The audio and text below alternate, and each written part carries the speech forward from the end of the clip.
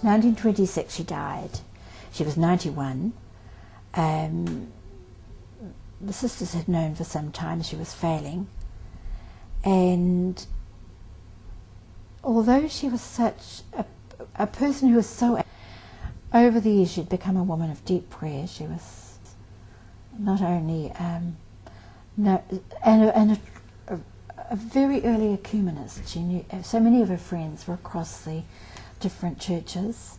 So when she died, she was very well known in so many circles that the judge, she had a very good friend who'd been in Chapman Tripp and had helped her form a trust for the order, became a judge in the High Court, and he closed the courts. Many shops closed. It was the biggest funeral there'd ever been for a woman, and probably the biggest funeral ever since for a woman.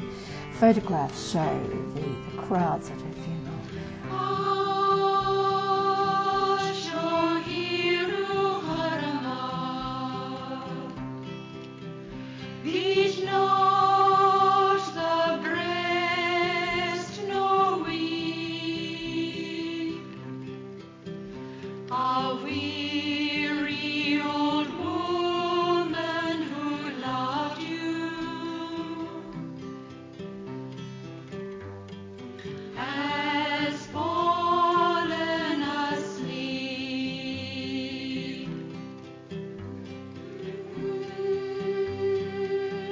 Her years were heavy upon her.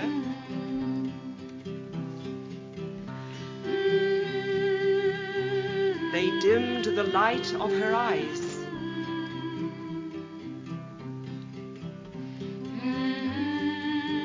They bent the grace of her body.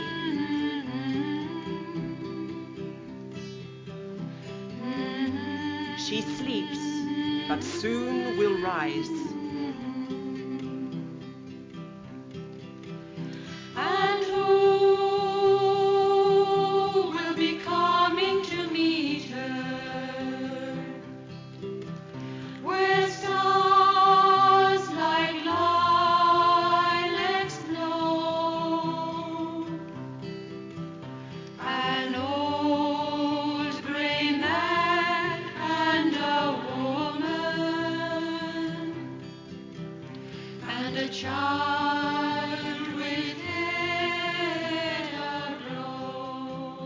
We realised in the late 1980s that we should do something about the cause of Suzanne Aubert, but realised we needed to have an authentic biography.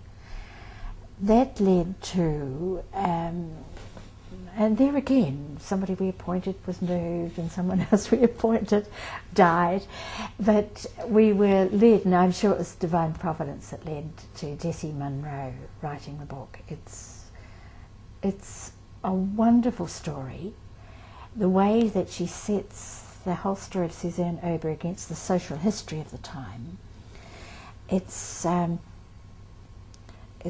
a pious account. It's a story of a living, feisty, determined, holy woman, and we've learnt so much more about her. It seems as though we have about 3 miracles. These have been investigated during the process, the recent process at looking at the cause, in terms of what we call the diocesan process, where her writings are looked at in great detail, both from the point of view of history and theology. And in fact, everything that she has written has been investigated carefully by experts in the field. And several sisters whose families knew her, and sisters, unfortunately we have no sisters alive that, well, it's a good while since, but because the process has been delayed, there are no sisters alive who knew her. But stories have been passed down. For instance, the novice mistress that I learnt from in my early days knew Suzanne Aubert. She knew her when she was quite old, so that the Suzanne Aubert I think that she knew would have been very different from stories that people would have said of the Suzanne Aubert in Auckland or Hawke's Bay or even Jerusalem, of a small but determined woman who used to come and give them, while she was well, she would come and give them talks every day.